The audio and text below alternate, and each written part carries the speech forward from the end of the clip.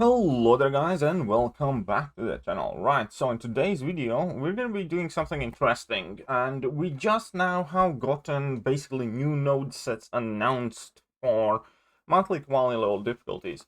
And with all of these new node sets changing, there will obviously be different champions that excel, and also different champions that might not necessarily excel, but you might be able to bring in from different classes, let's just say it like that. And for once, we're going to be going through each and every single class. I'm going to be trying to upload two of these videos today and rest of the four of them tomorrow, or we'll see how I get on, because I do have to work. I'm quite busy.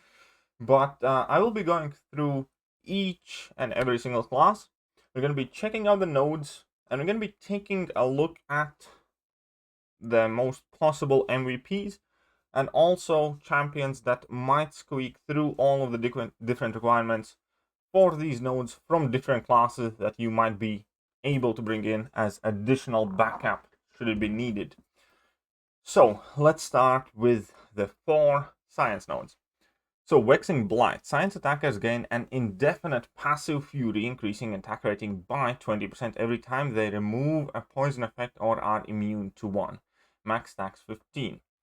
Great, so that automatically basically gives any science champion that is poison immune, or let's say pseudo poison immune like Red Hulk, a great attack boost. You basically are going to be able to get 300% attack increase, which is quite huge. Right, then we have Academic Constitution. Science attackers reduce the potency of defenders' poison effects by 85%. Additionally, whenever a science attacker dodges an attack or performs a well-timed block, all of their poison debuffs and passives are removed. So the word dodges in MCOC context means basically triggers dexterity. So we have, whenever you parry or trigger dex, you purify all your poisons. And once you do that, you're obviously going to gain a whole heap of furies. So that works hand in hand. The second node ensures that you can use not only poison immune champions, but any science champion. Because if you do get some poisons on you, it's fair game.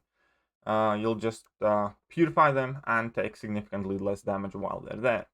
Now, third node, whenever the defender is struck or blocks an attack, there is 20% chance to inflict the attacker with a poison debuff, dealing 100% of defender's modified attack as direct damage over 10 seconds. Now, that is quite potent poison, and 20% chance basically means that you're going to get poisoned every 5-hit combo, which is fairly frequent. Which is not, I think it's not as frequent as like Biohazard, but either way, 20% is a decent amount for you to be forced to bring in a poison immune champion in the first place. And now, weaken the knees is also very interesting. Note that is the one that is definitely going to be quite hardcore hindering you. So the attacker is inflicted with a permanent passive weakness, reducing their attack rating by 50%. This weakness is removed while the defender is suffering from a non-damaging debuff. So in itself, this node obviously sucks, because we all remember, let's say 5.3 or whichever piece of content. It's not a great feeling when you get your attack reduced by 50%. It just makes it significantly longer. So now for next part of this video, we're going to be jumping to OunceMay and another awesome website.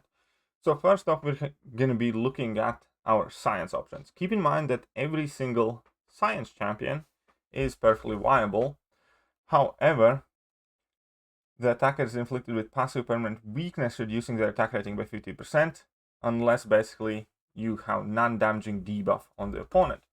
So if you do not have an ability to inflict a non-damaging debuff easily, the champion basically kind of falls out. So for instance, let's say Electro, let's say the Captain America World War II,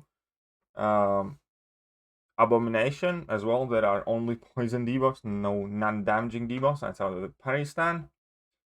And champions like that obviously are not going to be your go-to options. But all the nodes combined, basically any champion will function well Immortal Abomination inflicts Petrify on level 1 and can maintain it for the vast majority of the fight.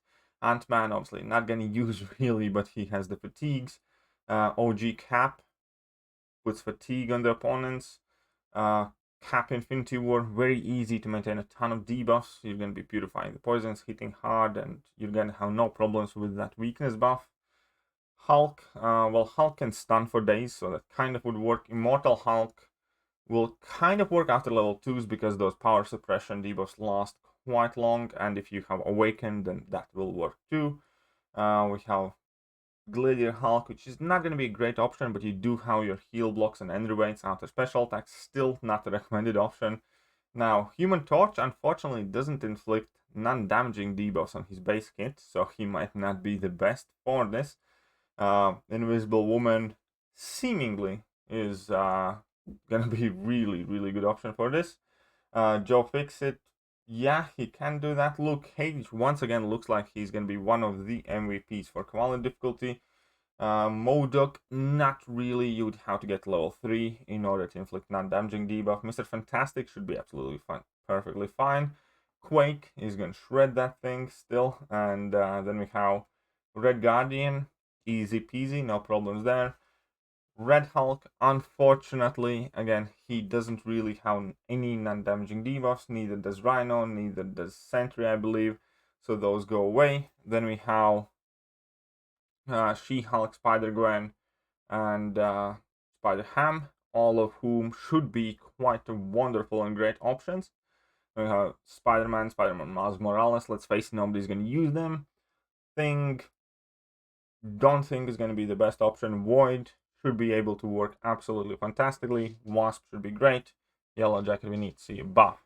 So here you can more or less kind of see that I kind of predict Captain America Infinity War, She-Hulk, Quake, Mr. Fantastic, Red Guardian, Void, Spider-Ham, and Immortal Abomination, if I didn't mention it, to be kind of like your go-to options.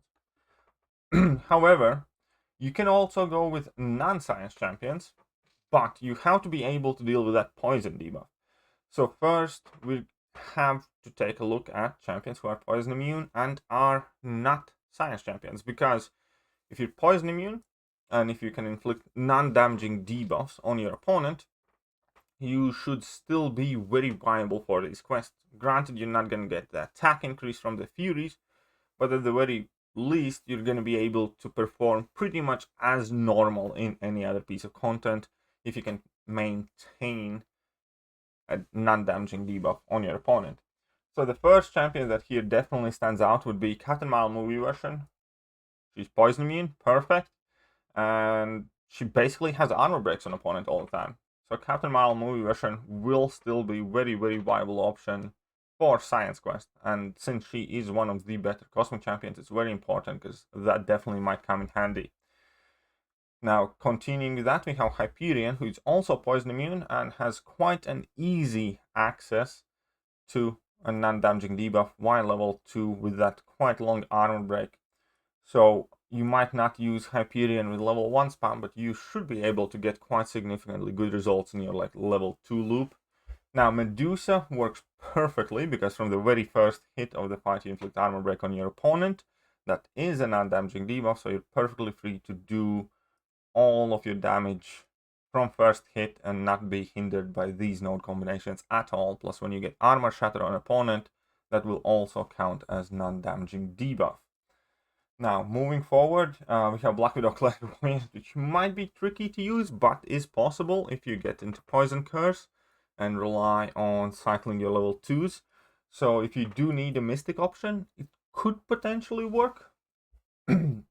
Now, Darkhawk, I don't think so. Dragon Man will be a great option as well because his level 1 inflicts ineptitude. He's poison immune. You should be able to use Dragon Man extremely well in these quests. Also, now, Iceman, that's damaging debuff. That's damaging the Mysterium maybe, but doubt it. Damaging debuff, so not really. Maybe doubt it. Who else we have? Sentinel. Yeah, you have armor breaks and heal block on level 1. Sentinel will be definitely viable. so will be the Visions and potentially Warlock of Needs Must.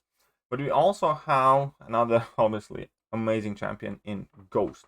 Now Ghost will not be able to get rid of that 50% weakness, but you will be getting quite a lot of furies by purifying all of the poisons. So Ghost might still be perfectly viable for the science quest as well. And yeah, that is kind of more or less it, I suppose.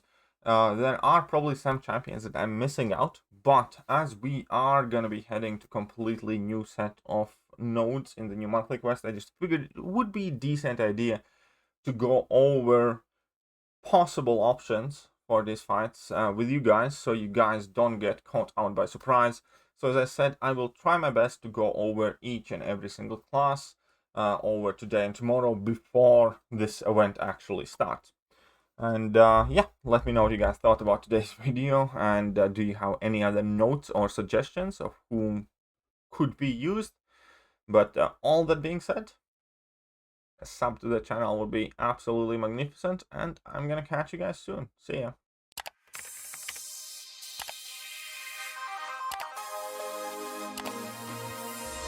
Hello there guys, and welcome back to the channel. So we have all the information about the